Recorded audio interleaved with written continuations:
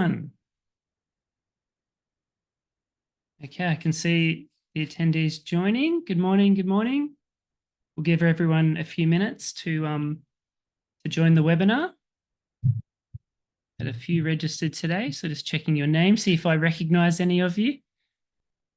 Excellent, still coming in. Hope you're in the right place. This is the Professional Services WorkflowMax walkthrough for beginners today. So excellent, I see lots of people joining. Excellent. All right, the numbers have started to slow down. So let's get into it. So hi everyone, my name is Josh License. I'm director from Apparatus Quo. We're a implementation partner of WorkflowMax by BlueRock.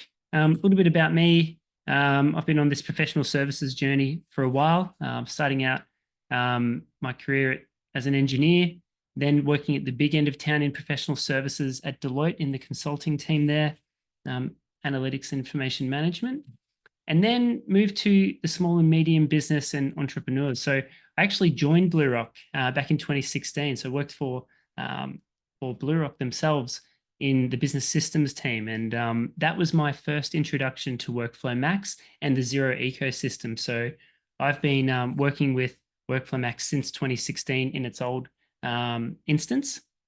And then fast forward to 2020, that's when I decided, hey, let's start a business.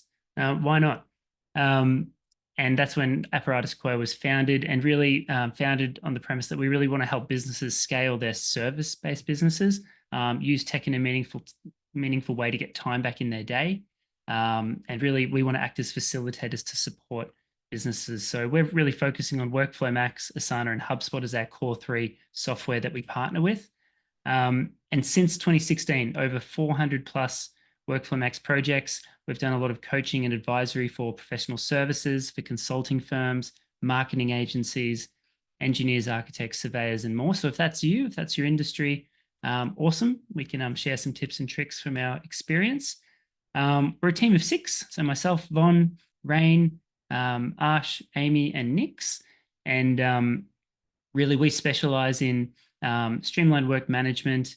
We really like this term async ways of working. How can we use the tools, the platforms in an effective way to save time when needing to have a meeting or discussion, because we can trust the system, we can empower and trust our team, we can work async, and we love that. So we'll talk about that perhaps later today. I'm based down here in Melbourne, Australia. The team is pretty much on the east coast of Australia, up and down. Okay. So a little bit of housekeeping. There is a Zoom Q&A, and as we go, please ask Q&A via the Zoom. The WorkflowMax team, James and Jenny, hello, they're supporting live on the call.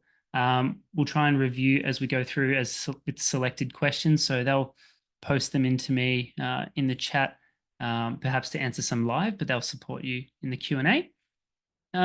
Secondly, this is a professional services walkthrough for beginners. So if there's some Q&A related to some other things, we might park them for now, if that's okay, really focusing on beginners and professional services type questions.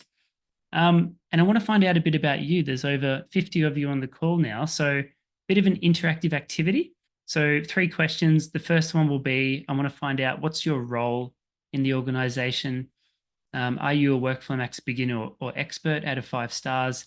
And what are your top 2 goals or things you'd like to know more about? So let's just bring that up. Get out your phones. Got a poll that should be active now. So if you could scan that QR code on your phones, I'd love to get your answers to, from what perspective are you joining us today? What's your role? Are you the finance person? Are you an admin? Are you an individual contributor, perhaps a leader or a director of the business? Let's just see. I'll see if I can put mine in there too, just to test it's working. Jenny and James, feel free to join as well in the, we'll do this for 5 minutes. There we go. Owner, office manager, general manager. Thank you, everyone. Do a couple of minutes for each question. Say director for mine. Excellent. A lot of office managers, central admin team responsible for so much. Shout out to you guys. Cool. Finance, creative, excellent. And that should continue, let's move on to the next question quickly, and that should bring it up on your screens. The second one, out of 5 stars, 5 being expert, 1 being completely new to WorkflowMax, how well do you know and use WorkflowMax? So give it a 1 if you're a complete beginner, give it a 5 if you're an expert and you're the go-to person in your team, and maybe 2, 3, 4 if you're somewhere in the middle. Excellent. Given this is a webinar for beginners, it's good to see it's down in that end of the scale. A few 5s, cool. Well, hopefully we can reiterate some things for those of you who are at that end of things you already know. All right, and then lastly, I want to know what are 1 or 2 goals that you have for using WorkflowMax for your professional services firm. Is it timesheets, getting them right and getting people in there? Is it understanding productivity? Is it invoicing, quoting and fixed price billing? What is 1 or 2 goals or words for things that you're interested in tackling right now? So obviously some things can come later, but what's your current focus?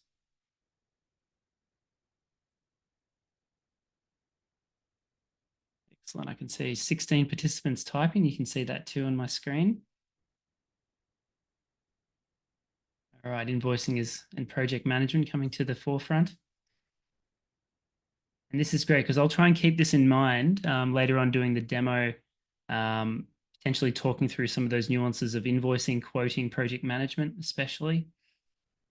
Turning leads into jobs, timesheet saving time. 5 participants typing, maybe give just 20 more seconds, get those in. And I appreciate this might be the first time some of you have used Slido before, but a bit of fun to try something new with inspirational photos, of course. Okay, quoting, timesheets and billing, invoicing, project management. Thank you, everyone. Let's just recap. So roles, a lot of office managers and finance, project manager, directors. Out of 5 stars, 2.4 on average.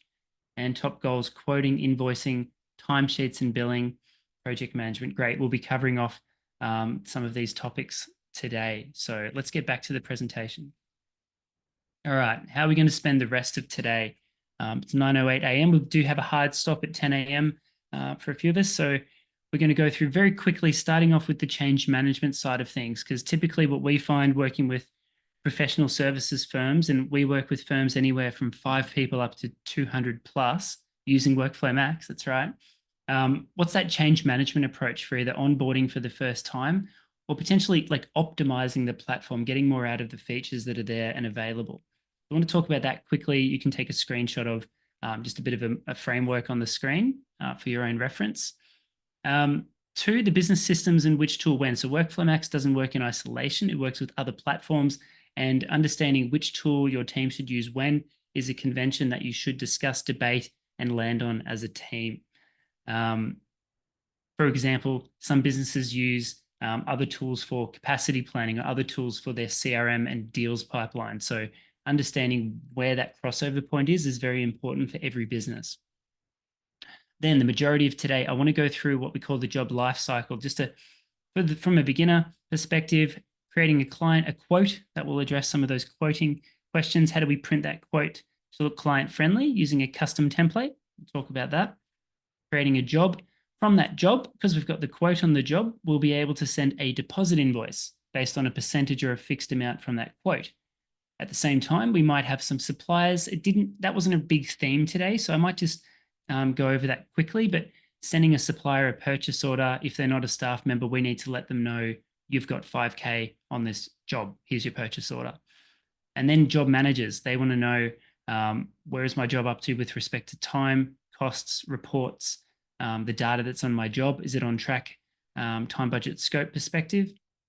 And then final invoice, which would be the balance of that deposit invoice for the quote and closure. And there's other ways to do invoicing, but we'll talk through that as we go. And then I've got some key takeaways for you. And if you'd like to work with us, I've got some call to actions there if you're interested. So let's move on. Okay, so this one, please take a screenshot of on the screen here. This is a framework that we run with professional services firms when doing an optimization project or an onboarding for the first time. So we really encourage you to start with a clear strategy for what you're doing with your WorkflowMax optimization or onboarding. Then we have an alignment phase. And what we mean by that is the people, the process, the platforms, our roles and responsibilities. There's some key steps in getting that alignment in place. And this is some of the steps that we take with our clients to get to that point, finishing with training complete. And then there's the scale phase. So we've moved from launching a new process using WorkflowMax and the related platforms, and we need to set up team support channels, especially if we're the go-to person in our organization. How do we give them an easy conduit for information or questions? So 5 key milestones. I would suggest thinking about these for your business. Number 1, what are our requirements that we're trying to address? What do we need to address now versus what can come later in a later phase of effort?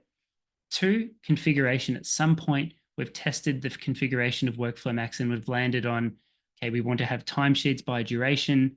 Minimum time is 15 minutes, and we use staff billing rates instead of task billing rates, for example. So at some point, you'll sign off on the configuration.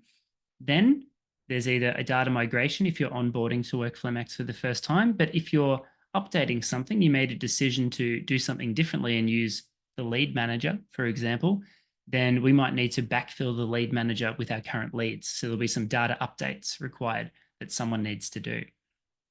Number 4, once we've got the data there, the config there, we need to train the broader team ready to go live or relaunch. That's milestone 4. And then milestone 5 is letting the team know, great, we're up and running now with this new way of using WorkflowMax. Please use Microsoft Teams over here. We've got a channel set up for WorkflowMax Q&A that will keep everything in one place. Or please fill in this form if you've got any questions, and we'll collate that to help our team answer any questions around usage. Let's move on. The next point here is Zoom's in my way here. Let's just hide the floating meeting controls. There we go. So business systems. So WorkflowMax, as you may know, works really nicely with Xero, and many of you are probably using WorkflowMax and Xero together. But it's important to know which tool when, and we talk about this iceberg model. So WorkflowMax is a really great platform to be the financial source of truth for your job management side of the business. And then we go, well, there are other platforms that every business uses. So it's important to define for you what's that waterline or that difference between the level of detail that we track here in WorkflowMax versus what we might track in other platforms. A great example of that is if you're using a CRM like HubSpot or a task management tool like Asana, what's that level of detail that you track in those platforms and where do they intersect or relate to WorkflowMax? So a really good discussion point for your team. And it's important to be clear to give your team clarity on which tool do we use for what. And unfortunately, with some clients, there's also Excel files over here. We've got our source of truth over here. It's the big Excel sheet.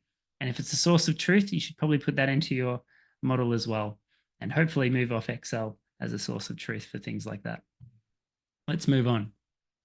So what about WorkflowMax? What can it do? This is for beginners today. So there are 10 points on the screen here for what WorkflowMax can do as functions. But I just want to call out, you don't have to use all the features of WorkflowMax right away. So taking a staged approach. So for example, just because the lead manager is there, if that's not a focus area for you, you might not start with the lead manager. You might turn that on at a later stage.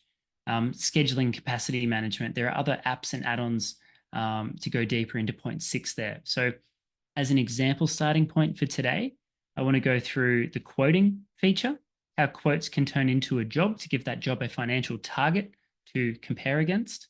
Once the job is set up, we track our staff through tasks, job tasks, and timesheets to see are we within or over what we estimated, and potentially billing based on those times and a rate. Number 5, purchases and cost management. So if they're not our staff and they're an external supplier helping us on our jobs, we would manage them through the job costs, through the purchasing module, through a purchase order, through estimated and actual costs. So a key theme in WorkflowMax is both for quotes and jobs, they're made up of tasks for timesheets and job costs for everything else, essentially, that isn't related to staff doing hours. The other one, once we've got some work on a job, there's a work in progress manager. So understanding how this works will allow us to know if we quoted 10K, we've already invoiced 3. The work in progress manager should let us know there's 7K remaining to bill. Or if we've done 4K of timesheets this month on a time and materials job, the work in progress manager will let us know there's 4K there to bill. Of course, the invoicing process and how that pushes across to 0 would finalize this example starting point. Now let's get into an example. So this is my reference, and there's a few callouts that you may have noticed when you logged into WorkflowMax this morning. There was actually a feature release and a video that popped up. So I'll talk about 3 points from that today. But from a high-level process flow, a job lifecycle flow, and I'd encourage you to do something similar for your organization, because doing an activity like this helps bring together the people. So I've got the roles here down the left-hand side in the swim lane. So who's the sales manager, who's the manager of the job, who are just the regular staff adding timesheets and costs to their jobs, and potentially finance and leadership, the office admin team might be there down the bottom. So identifying who's doing what is important. What stage? So from a sales perspective, setting up the job, managing suppliers, managing staff, and the job management. So that's these two together, and invoicing and closing the job at the right. So it's important what's happening there.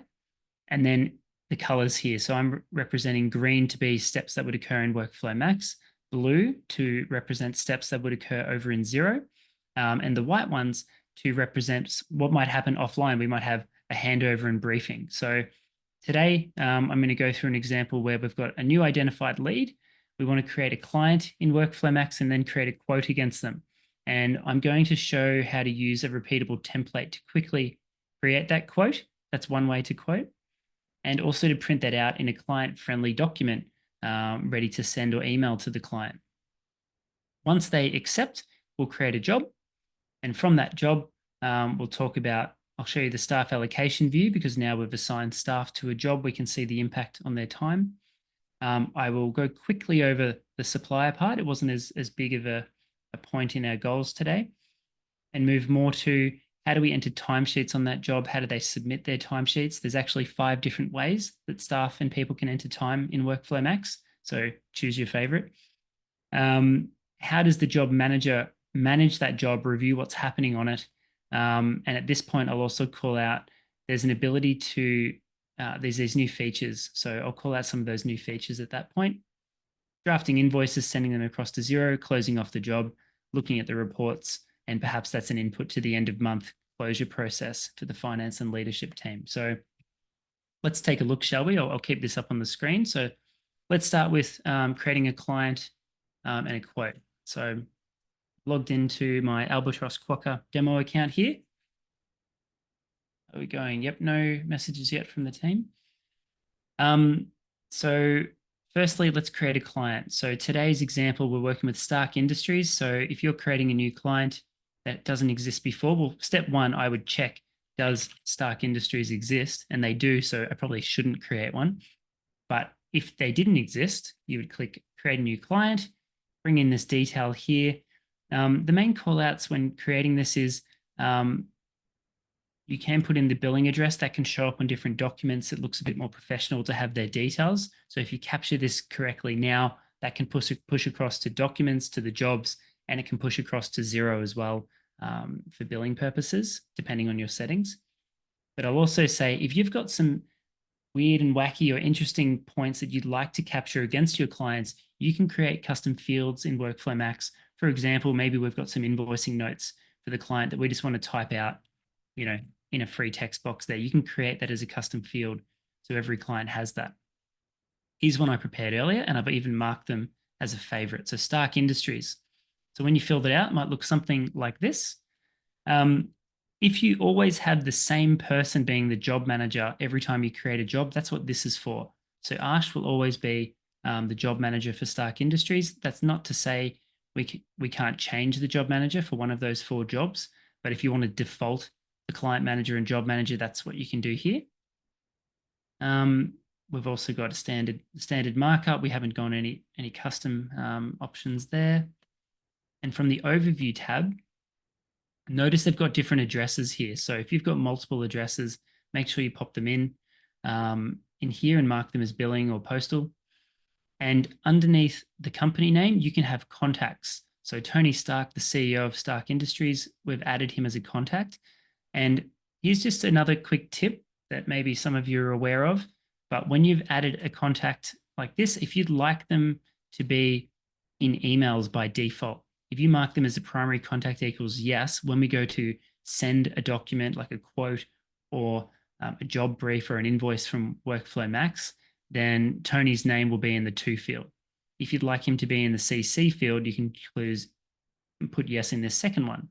So that means we could have multiple contacts against Stark Industries over here, and we could be saying include them in emails when we email them something from WorkflowMax. Quick tip just there. Speaking of emails, what about if you would like to be CC'd on every email? So this is one of those new features that just came out.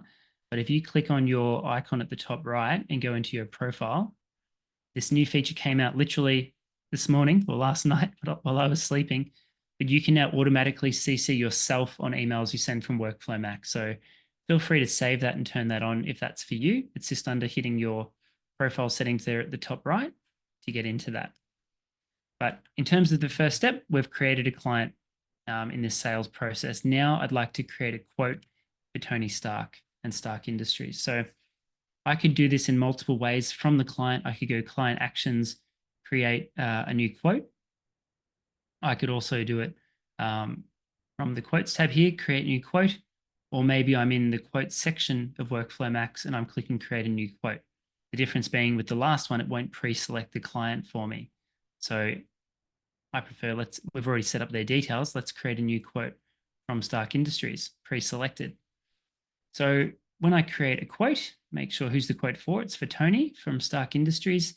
And this is the first point I'd like to call out is if you've got a repeatable thing or service or package or type of project that you quote regularly, call this the top-down approach to quoting, then you might have a template here for an arc reactor, for example, that will already have the tasks and the costs and a bit of a budget there as a starting point to save me time with this quote. So if that's you, you can actually define your own templates to speed up this process, whereas other businesses take a bottom-up approach to quoting and they will build this up from individual tasks and costs to get to a bespoke quote. But if you find there's some repeatability there in what you're quoting, then potentially using templates is a thing for you. So just to show where they live, just as a bit of a side step here, if you open up your settings, I'm just showing where this template lives. If you open up your settings, templates live under job settings. And under job settings, they live here in job templates. So I can see here an arc reactor prototype is a job template. You can see it has 2 phases on it. It has 4 tasks and 1 cost. So I won't go deeper into that. I'll show you how that plays out here, but I've selected it. I'll mark myself as the salesperson. This is a new field in WorkflowMax by BlueRock. It allows us to run reports by salesperson. So if you'd like to do that, you can use that field. It's not mandatory, but it's another reporting option. And let's say my budget that I verbally mentioned to Tony was 20K. So that's how I use the budget field. And I'm going to check, does my quote, is my quote under or at the 20K mark here? I can also say, when is this quote valid to? So I'll say to the 8th of August. And at that point, it will mark it as an expired quote to help me manage quotes that have been sitting there for too long. Let's go next. Okay, so now it's created quote 26. It's in a draft status there. And I can see it's brought through those 4 tasks. Tasks, again, are for tracking our staff and our timesheets. So there's 18 hours of timesheets sitting here at standard cost rate. So our standard consultant rate that we set up in the back end costs us $100 per hour, and we charge them out at $300. Good margin there. So 5 hours times 100 is $500 cost for this particular quote. 5 hours times 300 is $1,500. And likewise, going down here to see a total of 18 hours to get to 3.5K. So a very basic way to get a quote out the door, just with standard rates there on these tasks. Again, when we win the piece of work, you might say which consultant is doing those 5 hours, which person is doing this 3 hours of labor or reporting. So that's based on once the job's created. But if I'm just quoting, it's 18 hours across those things. Likewise, from a cost perspective, costs being for external costs, maybe contractors, maybe materials, maybe you've got some travel costs that you expect to pass on or a per diem fee that you charge. That's what you'd use costs for. So I put a cost down here. So pretty much anything to do with hours, use tasks. As soon as it's not to do with an hourly based rate or timesheets, use costs as the general rule of thumb. So 4 days of a specialist contractor here for phase 2, they cost us $1,800 a day. So that's $7,200 to us, but we're going to charge them out at $2,000 a day. So 4 times 2,000 equals 8,000. And you might even specify which supplier do I think will do this particular one. So I can note that there. It'll make the next step a little bit smoother. So you can see you build up this quote and you use it like a big calculator. This is essentially telling me we're going to quote 11.4K here, which is under that 20K verbal that I gave Tony Stark. It's going to cost us 8,300. So we're going to make a gross profit of 3,100 as a bit of a calculator. Or as a percentage, 3,130 is 27% of 11.4K. So we're making a 27% gross profit margin. Tip for professional services firms, you might have some standards you'd like your salespeople doing quotes to adhere to ensure that this gross profit margin is above a certain ratio. So you know upfront that you're setting yourself up for success and profitability for these jobs, and potentially you've given yourself some wiggle room. So if I need that to be above 30%, just a quick tip, you could change the pricing mode to fixed price and change some of these values, or I could add some more hours. So one way to do that, change it to fixed price pricing mode. And so I'm going to make that 2,000. I'm going to make that $3,000. So you might round up here to give yourself a bit of a factor of safety there. And now I can see the sellers for 6K, or sorry, 14,000. And we're going to make 5K, 5.6K profit, and it's over that 30% margin. So at some point you'll hit save. And what we do with quotes is you issue them at the point in time that you send it to the client. So if I sent them that $16,000 quote, $14,000 quote, and I would mark it as issued. So at the same time, I'm going to print this out and just show you a quick tip. You can print quotes out to be client friendly. So even though there was a cost there, that's really for my eyes only. What I want the client to see is just phase 1 is 6,000, phase 2 is 8,000, the total is 14. That's what you need to see as a client. So if you haven't set up custom templates, you might see a default template like this. You might not even see your logo here if you haven't uploaded it. So that's the default template. And with default templates, you can pick and choose what you want to show over here and play around with that. But if you've got like a personalized version of your quotes, that's when custom quote templates come in. So this is one of the quick wins that we find with professional services firms, is getting your custom print templates set up and looking schmick. In this case, we want the blue and the pink color scheme. We want to have a second page with terms and conditions. So think about what you might be sending in Word doc. If you can imagine it in a Word document, it's more than likely you can translate that into a print template here. So then it's a repeatable document that's client friendly. You might have some repeatable terms and conditions on page 2. I could then hit send, and you can see there, Tony Stark in the to and in the CC, because earlier on I showed include in emails. I can give it a subject and I can send him that quote directly from the WorkflowMax platform. If, again, back to that point, to have myself CC'd, rather than needing to CC myself every time, that new feature they brought in, again, was in profile settings. If you've ticked automatically CC me on emails I send from WorkflowMax, then in that quote, when I'm printing it out and hitting send, it will CC me in there. I didn't turn that on because I don't want to be in my demo account, but that's what you could do. Let's take stock. So we've created a client. We've created a quote against them from a repeatable template for arc reactors, and we used a custom quote print template to print that out to a bespoke and pretty looking quote. We've emailed that to Tony. We wait for a bit, and then at some point he says, "That looks great. Let's go ahead." So we need to create the job. Offline, we might have a meeting to hand that over to the job manager and the staff from the sales team, and potentially the finance team want to see what's the impact on staff allocations. Let's do that now. So I go back to the quote. it's in an issued status. And I could see this in many places. If I was looking at Stark Industries, there's 6 quotes sitting here. There's a few that are in issued status at the moment. I could look at quotes from the business menu and see what's currently in issued status. There they are, what's in draft. And either way, you would get back to the quote that you sent. And he says, yep, we'd like to go ahead. You click mark as accepted. And now it goes into creating a job number.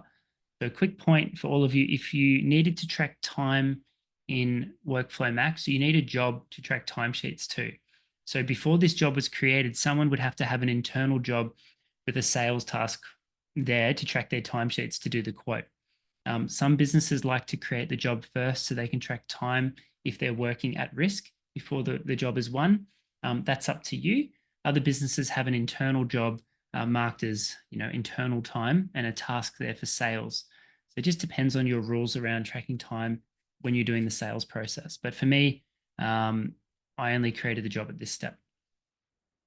So we've created the job. It's brought across those 18 hours and those tasks, brought across the details. Perhaps Tony gave us a purchase order number. So I put that in there. That will translate across to 0 and 20 invoices to make sure we can get paid because they've set up a PO for us. I make sure that we've got the right category set for this job. I've got custom fields on the front page of my job, just like I did with clients. And so we like to track what's the location of the job for reporting purposes. It's good for insurance and things like that. So custom field, drop down location, just to sidestep. Custom fields live under your settings and they live under features, custom fields. So you can see their job location is a drop-down list. It's optional and I've got it listed on a job. Those invoicing notes I had listed on a client and a job. So let's go back now. There's the job location.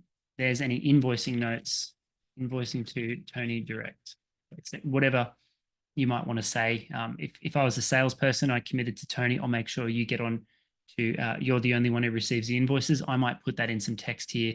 It's for my team and it's an internal text box. But there's 2 ways you could use custom fields to personalize your WorkflowMax experience. Also, as part of job setup, I'm choosing the start date and the due date of the job.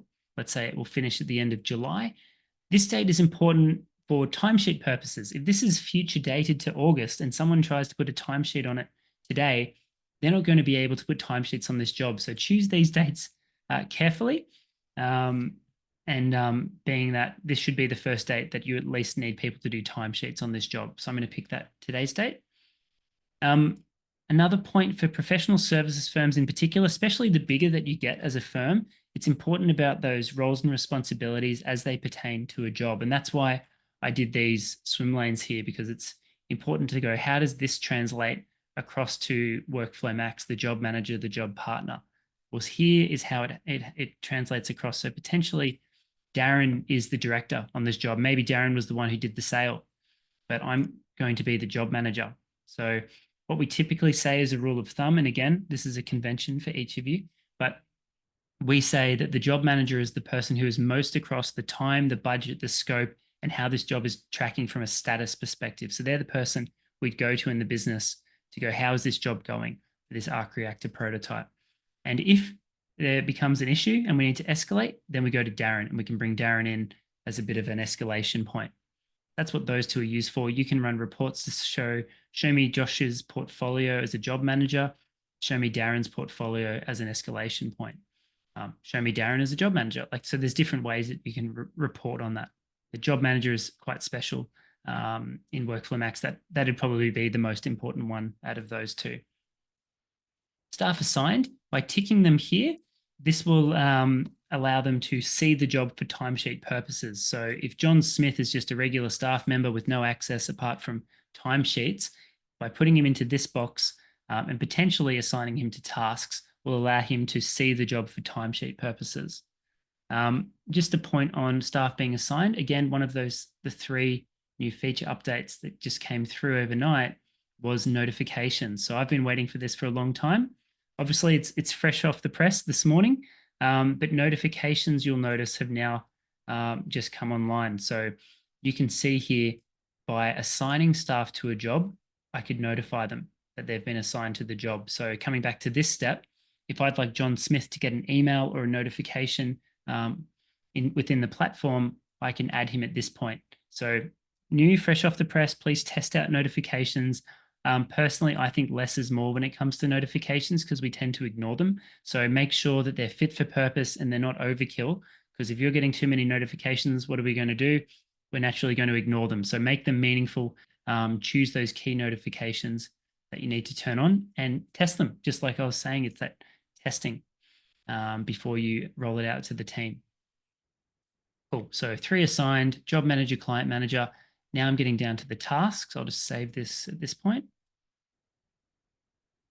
Maybe assigning these 3, I'd like to be explicit in which person is assigned to which task. So if I click staff allocation here, I can say, Darren, you're doing the consultant role. John Smith, you're doing the inspection. Darren, you're also doing this labor, and perhaps I'm doing the reporting. Save. So by doing that, we're getting very explicit in setting expectations on which person in our team is going to do these hours. So that's quite helpful because in the master list of all jobs, there is this staff allocation view. I won't go deep into it, but you can see here there's these numbers next to each person. So the more explicit we get in assigning the tasks and those hours and the dates to staff on jobs, the more accurate this will get. It's a basic methodology to see who's over or under capacity in terms of average hours assigned to them. But just something to consider is the staff allocation view.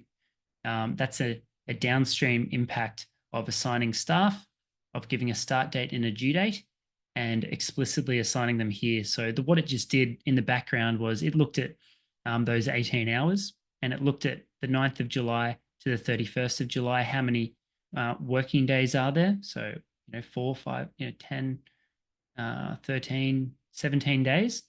So across 17 days, it looked at those 5 hours for Darren and did 17 days divided by 5. That's the per day amount it gave Darren in the staff allocation view. So very basic methodology. If you'd like to go deeper into that, there are integrations you can consider.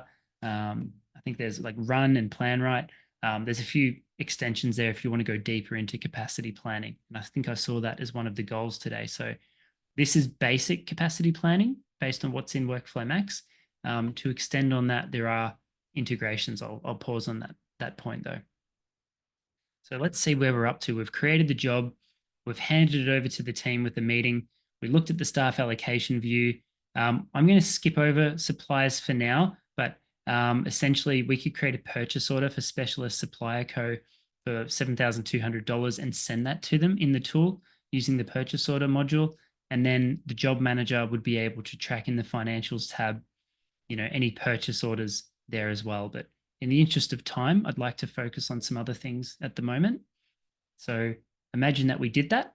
We created them. We sent them to the supplier. We could receipt against that. And when you receipt the bill, it sends it across to Xero as a draft or approved bill, depending on your settings. Let's skip that step, but that's job cost and purchase orders for suppliers.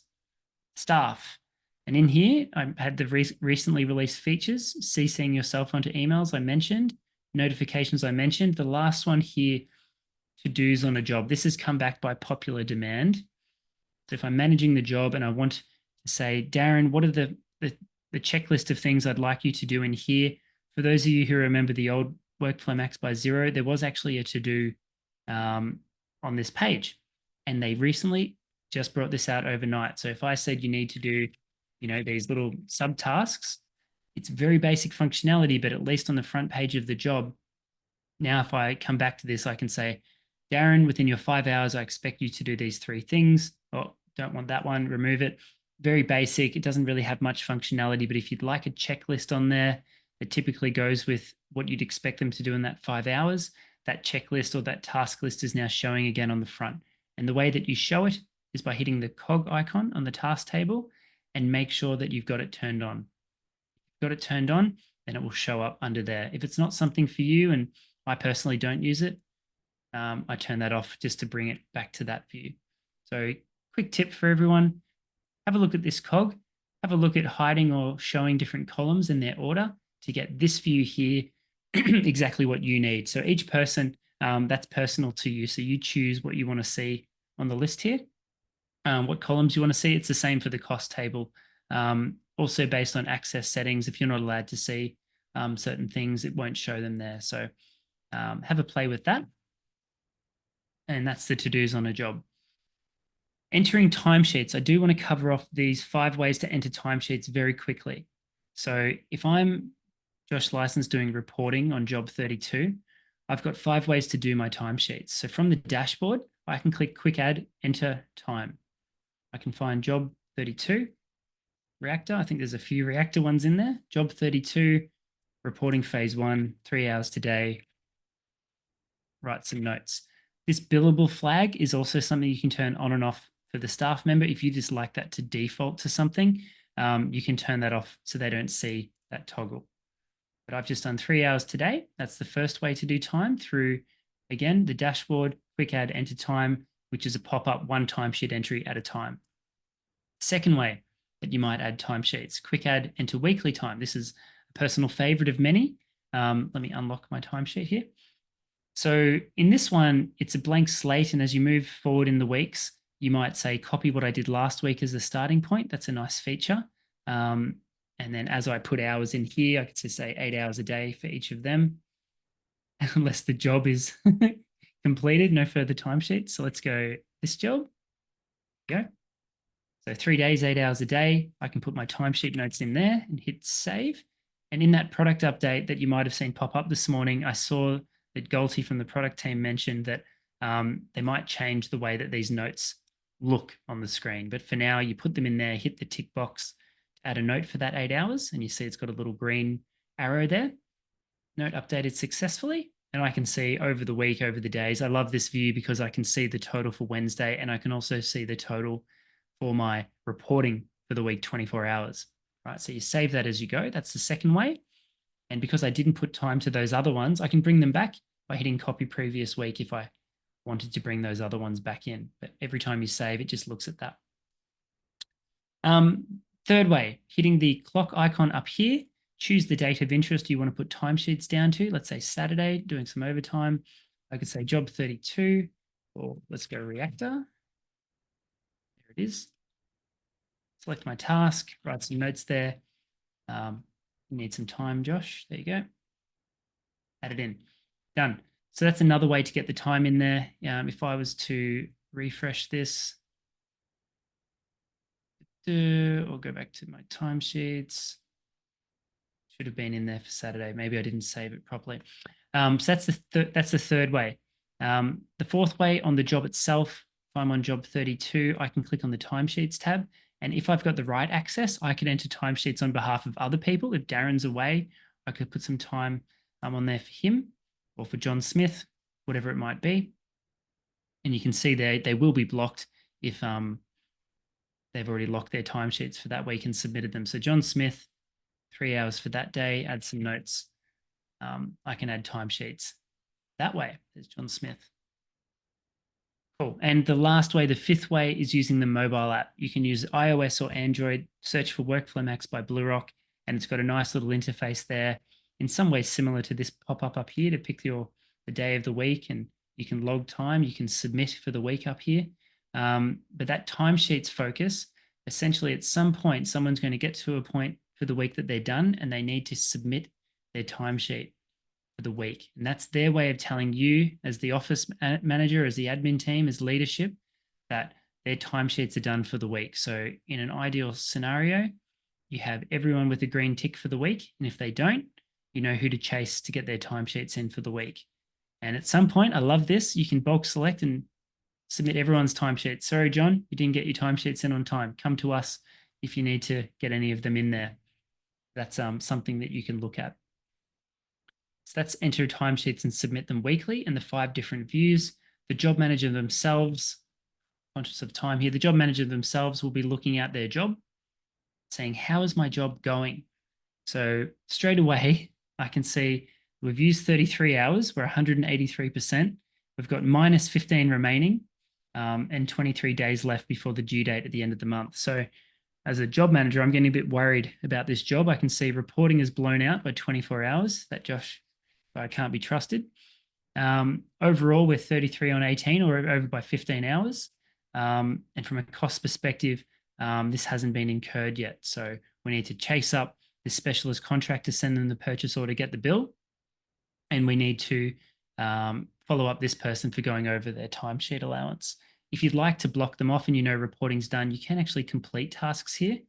And that would actually stop further timesheets for these two and keep these two open for John and Darren. So another option available to job managers.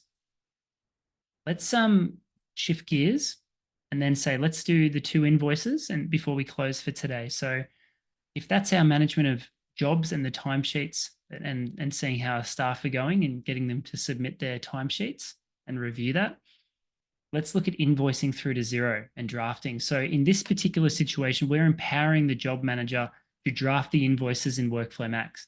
In your business, maybe you've got more of a centralized model where the office team will draft those invoices. So this box you might actually bring down here and say, job manager, how's the job going? Is it ready to invoice? And then you do the green and the blue for them. But in this particular example, we're empowering the job manager to draft invoices and approve them in WorkflowMax. And then the finance team and leadership will see that draft in Xero to finish it off and do the final checks. So that's a natural way to delegate part of the invoicing process to someone else if that works for your particular situation. So let's do that. So the job manager can go to the financials tab of the job if they have the right access levels. They can see estimated billings, and we've got a setting turned on that says, calculate my estimated billings based on the most recently accepted quote on the job. So I've got a quote on the job for 14 grand. So it's saying my estimated billings are 14 grand. There it is there, quote 26. If I wanted to create a deposit invoice, I could go job actions, new progress invoice. It's a progress invoice because there's more work to be done.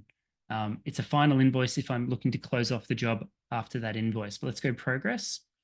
And I want to invoice.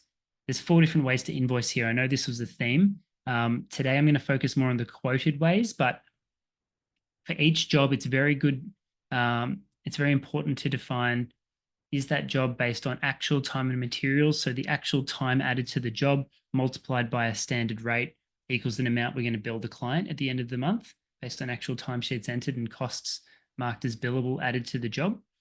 Or is it based on the fixed fee, the quote that we agreed for our arc reactor prototype for Tony Stark? Then we'll be choosing quoted every time for this job and keep that consistent. So then we know the original quote was 15.4K inclusive of GST. So we'll do a proportion of that, and WorkflowMax will remember the balance for the second invoice. That's the quoted fixed fee billing mechanism. Or potentially we're doing a deposit, these two. So if I wanted to do a deposit of a percentage of something, if a quote is on the job, then I can do a percentage of something. If I didn't have a quote on the job, it wouldn't have this option because it wouldn't know what percentage of what are you quoting, are you billing right now. But I could say 50% upfront, yeah, like that. That will be a single line item on an invoice. Oh, good question. I'll get to that in a second. So let's go through some scenarios quickly. So 50% upfront, let's go save. So a very simple one would be 50% upfront, 7K, save and approve. At this point, it's going to go across to Xero. It's going to update this number with the Xero invoice number. That's a setting we have turned on. And for my job, we've now got that upfront interim. They call a deposit invoice an interim. So now there's the original amount less the interim equals 7K left to bill. Now, if I was to go job actions, do a new final invoice and do based on what was quoted, it's going to remember that previous invoice. It's going to take all those items from my quote, less 50% upfront, and I can save and approve it that way. I'm going to delete that one at the moment though, and just talk quickly about variations. So if you have a variation to the quote on a job, what you'll do, WorkflowMax is a one master quote per job platform.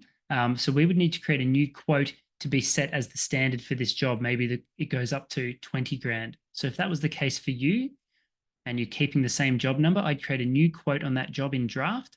I would increase this by something, probably I would add a new task. Let's just do that. 10, 5, just for variations very quickly here. And I might put them into a phase called variations. So under phases, I'll look at those unassigned ones, create a new one called variation 1. very common scenario for professional services. Add both of them into variation 1. I know I'm going through this quick, but hopefully this is making sense conceptually at least. So I've got the original plus the variation for 3.5 plus phase 2 now has a new quote that I've issued. And again, you could go through the same process of, hey, client, now the master quote for this, we've got this additional 3.5K as a variation. They would say, that's okay. We're happy for that. It's still under that 20K that you said earlier, and I can accept that. WorkflowMax again now has the most recently accepted quote 27 now forming the basis for what's on the job. So, and I can see variation 1 there. So if I was to do a final invoice now, based on what was quoted, it's looking at that most recently accepted quote on the job. We can bring through that variation 1 as well. So we've got everything. You can see I can close these accordion buttons to get a better view on what's happening. But all of those phases are there, including variation 1. And that adds up to the balance of what was left on this job because it subtracted 7K for that deposit. So there's an example of a variation for that person. If I come back to the jobs financial tab, something that the job manager might do and the leadership, there is a report called the financial summary report. This brings it all together, and understanding this report is 90% of WorkflowMax because it brings it all together. So for this job, I can see what we quoted here. So these first 2 columns were based on that most recently accepted quote. I can see those strategy tasks, 3, 5, 5, 200 for those tasks, plus the Arc Reactor Specialist Contractor for 8. So costs are down here and interims are down in this little table. I can see the variation tasks. And I can see the total. We quoted 17 grand. We estimated it would cost us 8,800. These 2 columns are based on actual timesheets and costs added to the job. So I can see based on the timesheets entered, mainly for reporting, we've done 6K of work. And based on Josh's, my personal base rate in this system, it's cost us 1,500. So we're still under the 17 from a burn rate, and from a cost perspective, we're still under. But I can see we haven't got that bill yet from the Arc Reactor Specialist Contractor. And lastly, I can see we've invoiced everything. Fantastic. So you'd go through that as a way to manage how the job is going as a mini P&L. And at some point when we close the job, let's do that now. Status completed. At some point when we close the job, we look at that same report and we can see how did we go? We can see we estimated our profit to be 8 grand. Because we didn't do many other timesheets here or add costs, we actually made a profit of 16 grand because we only had 17.5 minus the $1,500 of my timesheet. So we actually made a profit of 16. So 91% GP instead of 49. So great job, team. That would go into the job performance reporting and inputs to end of month close. So from a standard perspective, I think that's the main thing I wanted to cover today. There was another question here. There's an estimated billings report. That might have to be case by case basis. I'd have to know more about that situation.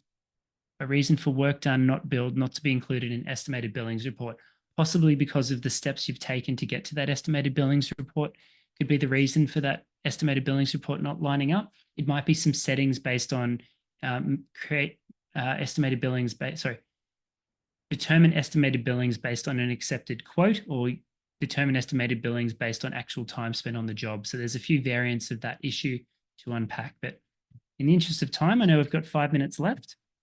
So I just want to go through a recap of the main themes and key takeaways from today. So step 1, or the first key takeaway, is I'd recommend starting simple for that first horizon of work in WorkflowMax. Which features do we use? Let's set the expectation with the team. We're going to walk before we can run, and it's going to be a staged approach. Let's get jobs up and running, timesheets and invoices done first. As a stage 2, let's look at capacity planning. Let's look at, let's look at custom reports, for example.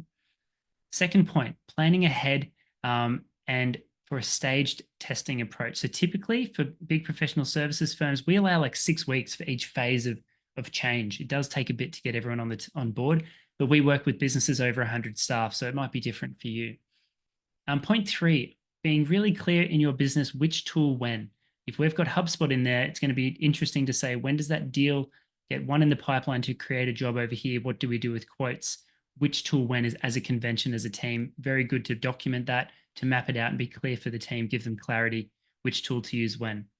Point 4, mapping out the process, people, process, and platform, the people down there or the roles, the process across the top, and understanding the color coding here, which platform or no platform for a meeting does each step occur. And last point, the resource center is your best friend. So if you're in WorkflowMax at any time, hit that question mark and you'll find the troubleshooting guide. So if you're the person that everyone's coming to, I can't do timesheets or this isn't working, send them first to the troubleshooting guides, because more often than not, that answer is in the troubleshooting guide. That's where I go to in the first instance to help answer commonly asked questions. Go to the troubleshooting guide. But of course, they've got the academy, they've got a feature release schedule, they've got product update visit videos to watch again. So use that resource center. It's your best friend with WorkflowMax by BlueRock. And lastly, shameless plug for Apparatus Quo, my business. So we do offer WorkflowMax services with clients. We just launched our WorkflowMax personalization service. So if you'd like to have your logo in there like we did today in the demo, we can do that for you. If you'd like some custom on-brand print templates for a quote or an invoice or a purchase order, maybe you want T's and C's on the second page. Essentially, if you can imagine that as a Word doc, we can help you get that into WorkflowMax to print out to a PDF or Word doc as a repeatable template. So for us, we do health checks. Really, this is about starting with a hit list of things you'd like to address, and we help you navigate within the constraints of how the platform works, or acknowledging other tools you might use in your business. What might be the hypothesis to address that particular need that you have? Personalization service, as mentioned. The optimize it with you. This is more for 25 plus staff businesses, even 30 staff plus businesses, to do a bit of a full optimization project with live workshops over Zoom. We only have capacity to do a certain number of these two. The premium relaunch, this is for the 100 plus staff business. So have a look at that if that's you, and reach out if that's you. And then WorkflowMax customer care. We do have async customer care to help with email support and help get you some quick turnaround times on particular questions, obviously for a fee, but there's a certain channel we'll give you dedicated support there, and video support, maybe screen sharing or recording a screen. But we also have live customer care where we catch up with some of our clients monthly for a check-in or quarterly, depending on what they need. That's our customer care. So you can go to our website, apparatusquo.com.au, to find out more about our services. But that's enough of that. I'll leave you with these key takeaways. I've just got the time call, 3 minutes to go. If there's any key questions, please put them in there now. But I think that's the crux of today. Thank you for your attention and your time today. Thank you for interacting with the Slido. That was really fun for me. I love understanding where you're at. And please reach out if you'd like to have a chat with the Contact Us button on our website. And thank you again for your time. Have a great day, everyone. Cheers.